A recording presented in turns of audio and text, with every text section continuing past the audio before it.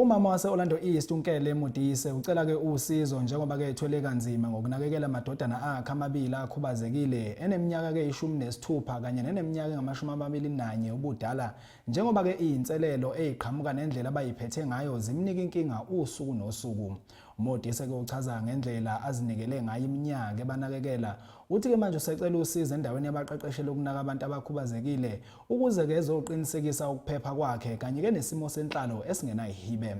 Wengeza ke ngokuthi nokuba ke sehambile ukuyofuna usizo ezindaweni ezifanele kepha akakwazi ukuthola usizo oluqondene nalabantwana bakhe. uNkele Modise ungumama wabafana ababini abakhubazekileyo ubalisa ibali lobunzima ahlangabezana nabo esithi bayamxhaphaza kwaye bamphilisa ubomi bentshontsho. Umama uNkele uthi onyana bakhe bayambetha kwaye ngelinye ityeli bade bamophula. Kungoku nje ufuna uncedo lokuba basiwe kwindawo yogcino kuba esithi akakhuselekanga xa ehlala nabo. Bayamosha bayaphula bayenzana and besazi ukuthi umntwana makanje uyathatha balomrestrainer zamoya so kufanele ukuthi uhlale naye bahlamunga bamkhiphe for 1 month bambuyise up until kuzokwenzeka into ebhethe. And last mawazi bamthathe bekele waphethe nemimeza afuna ukusikwaza and understand ukuthi mangalimaza umuntu akuna case because wakula or ufanele ukufuna umuntu uqala I don't know.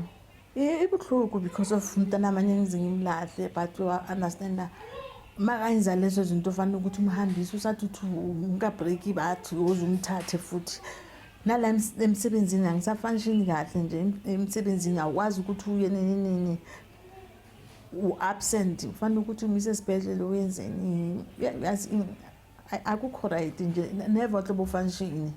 Lo mzali uthi urhulumente uyasilela ukujongana neemfuno zabo bakhubazekileyo ekwamemelela nokuba abantu abanabantwana bakhubazekileyo nabo babonelelwe kuba kuninzi abajongene nako.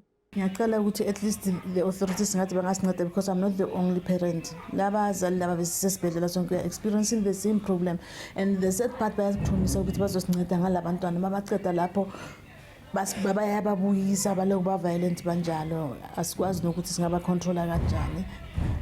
And then I spoke to the social worker ngamtshela ukuthi mina angikwazi ukuphila kanjani. I'm going to take this to the media wathi ngazi ngiyena ku MEC ngoba bona abanama resources for labantwana so angazi ukuthi mhlambe mawunomntwana nje kufanele ukuthi uhlale naye azakubula lo kwenzakaleni because of it's too much.